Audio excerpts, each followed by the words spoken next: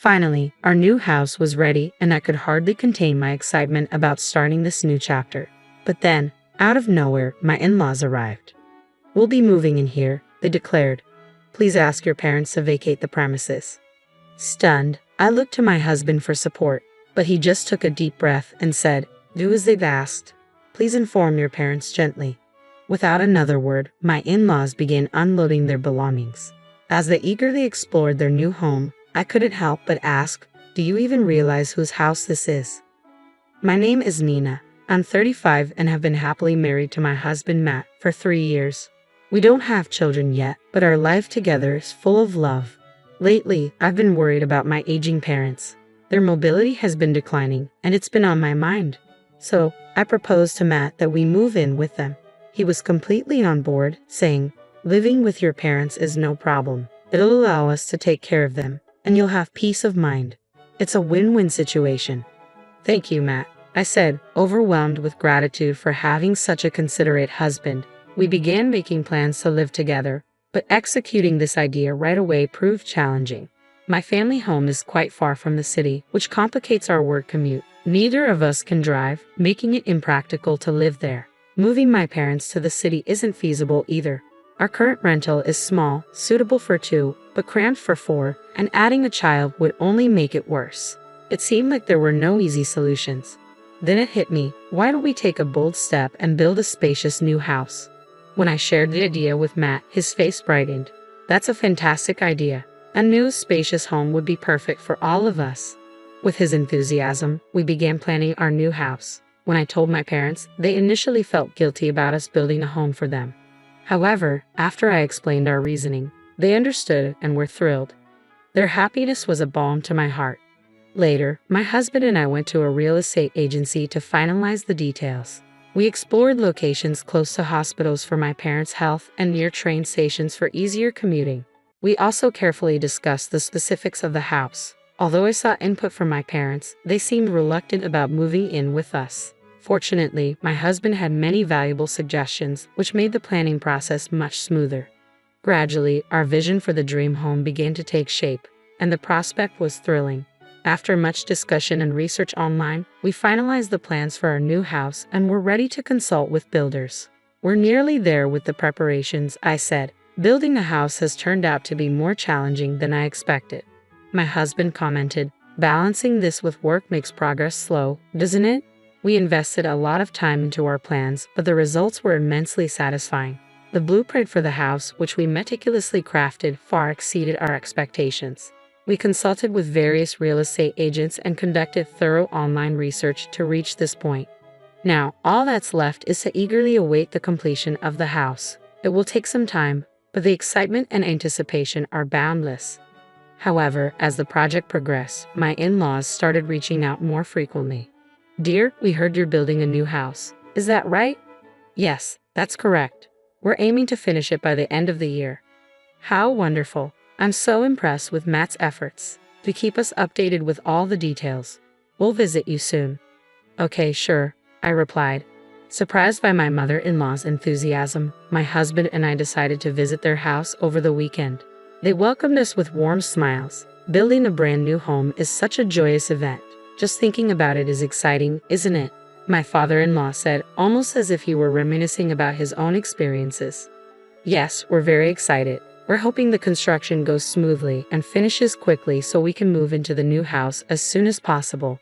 We all shared a laugh. It's definitely an exciting topic. By the way, would you like to see the blueprints?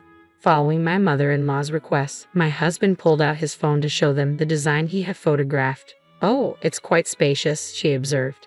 "And so many rooms." "Yes, well, we'll be living with my parents, so we needed the extra space," I explained. "Wait, you're all moving in together." Both of my in-laws looked at my husband in disbelief. "So, you two are going to live with Nina's parents?" "Yes," my husband replied. "Since my parents are getting older, we suggested living together, which led us to decide to build a new house." "Really? I see." Moving in together, their tone shifted noticeably, hinting at their discomfort. To shift the focus, I attempted to change the subject. "How have you both been? How's your health?" "We're doing well. No major changes, just the usual routine. But tell us more about the new house." Which room will your parents be using? Well, we're currently planning for this room, my husband explained, pointing to the blueprint. He seemed unaware of the subtle shift in mood, but I could see that their expressions grew tense when they learned my parents would be moving in. It might feel as if my parents were receiving special treatment. I felt a twinge of guilt but hoped they would understand our decision given my parents' situation. However, it was clear they were struggling to accept it. The construction of our home was progressing smoothly, and each visit revealed how close it was to completion. As my husband often said, I was caught between the eagerness to move in quickly and the desire for everything to be perfect. My parents visited midway through the construction and were thrilled with the progress, which made me feel grateful to be able to provide this for them. However, I was concerned that my husband had been visiting his parents almost every weekend lately. Are you planning to visit your parents again this weekend? Yeah, I am, he replied. You've been visiting them quite frequently since the start of the year, I noted. I want to show my appreciation to them as well. That's why I've been making an effort to visit them on my days off. I understand. Matt, you're so considerate. Should I come along? I asked, concerned that his parents might feel disappointed. Perhaps they had hoped to live with us, and I thought visiting them might be a good gesture of goodwill. But my husband reassured me, it's all right, I can manage it on my own, and he left for his parents' home. I decided to honor his choice and promised to support him as needed. Time passed quickly, and our new house was finally ready. On moving day, we loaded the car with boxes and headed to our new home, brimming with excitement. When we arrived and saw the house, I was so overwhelmed that I couldn't help but exclaim, "Wow, our new home." It marked the start of a new chapter. I began envisioning our life there, cooking while watching my husband and our future child playing in the yard or enjoying a family barbecue. These thoughts only fueled my excitement further. My parents, who were set to move in with us, called to let us know they'd be delayed due to traffic. They told us to go ahead and start settling in, but I said, "We'll wait for you," intending to share the same with my husband. To her surprise, my husband's parents showed up unexpectedly. I was stunned and stared at their car in disbelief.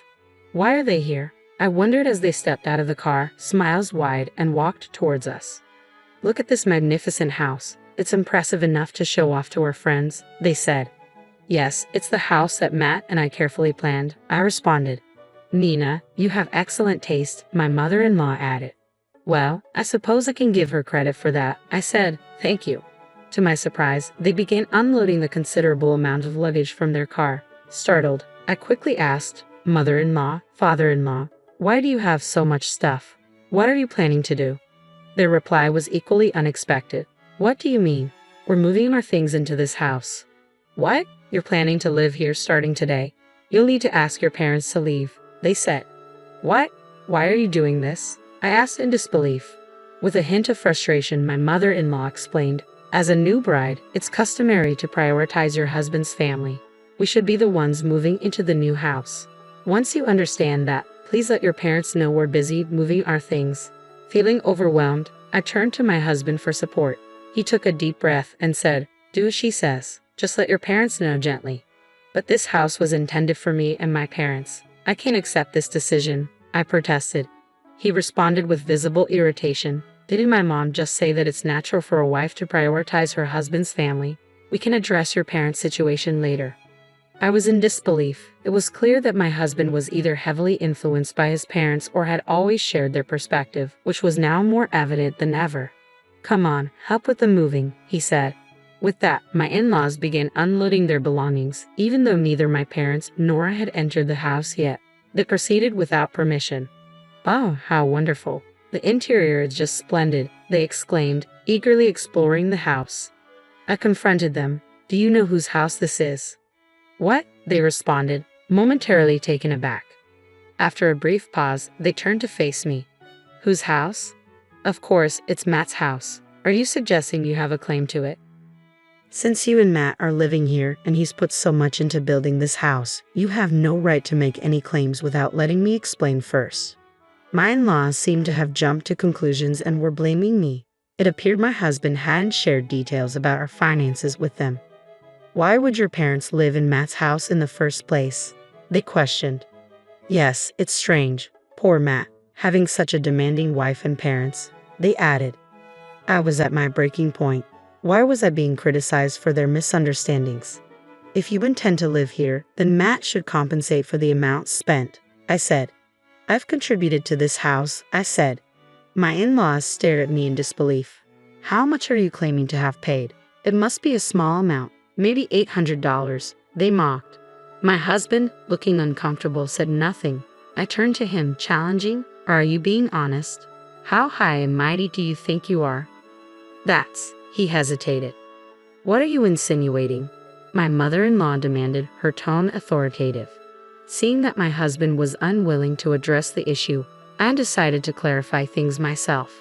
"I pay for this house entirely with my savings. If you plan to live here, I expect repayment of $355,000 for the cost of the house." My in-laws were stunned, their mouths agape and eyes wide. They turned to my husband for confirmation. "Matt, is this true? Did Nina really buy this house?" they asked. My husband nodded slightly. "Yes, Nina bought the house. She got a promotion quickly and now earns more than I do. But you've been working for a long time as well. And you graduated from a prestigious university. Shouldn't you be earning a decent salary too?" "Well, I made a significant mistake at work. I can't get promoted and even had a pay cut. Now I'm earning as much as a new employee," my husband admitted. When he revealed this, my in-laws were at a loss for words. We never imagined Matt would be in such a situation. After a moment of silence, their attitude shifted entirely. They began apologizing to me. "Nina, we're truly sorry for our earlier comments. We misunderstood everything. Please forgive us and let us stay in this house." "What?" They continued to apologize profusely, and my husband bowed deeply. "Please, it's my fault for not telling you sooner. Let us stay here with you." I was completely taken aback by their words and actions. "No matter how much you plead, I can't accept this. I built this house to live with my parents. If that's not possible, there's no point in having this house. If you want to live here, you'll need to pay me $355,000. "We don't have that kind of money," they replied. "Then it seems you'll need to find somewhere else to go." "Wait, we sold our previous home and moved out. If we're evicted from here, we have nowhere else to go. Nina, please let us stay. Your parents can live with us too." What are they thinking? Living under one roof with a couple and both sets of parents is unmanageable. I can't agree to that. If you sold your house, you must have some funds left. Why not use that to find a flat? Hearing this, tears welled up in my in-laws' eyes. The truth is, we lost a significant amount in a bad investment. The money from selling our house and our retirement savings went toward paying off that debt. We have nothing left. I'm retired, and my wife has been a housewife for years, so she can't work at this age. You're our only hope. Despite the heartfelt plea, the situation was a result of their own financial mistakes. If you need help, shouldn't you be asking your son for support? I'm not in a position to support strangers, I replied. Why not? Aren't we family too? They asked. That's too much to ask. Can't you at least help us a little? They pleaded. It's impossible. I can't even fathom living with someone whose family is trying to take over our home. Matt, let's get a divorce. What? Wait a minute. I can't even think about a divorce. I'm sorry, but I can't forgive this. Please leave right now. When I mentioned divorce, my husband panicked. My in-laws continued to plead, but I had already lost any willingness to forgive them. If you plan to stay here, I'll call the police, I warned, causing my in-laws to flee in fear. My husband, dismayed, protested, I'm still your husband. I should have the right to stay here. If you insist, I'll take legal action, I replied. His demeanor changed instantly. Understating that a lawsuit could cost him his job, he quickly gathered his belongings and left. Shortly after he departed, my parents arrived. They were confused by his absence but were shocked when I explained the situation.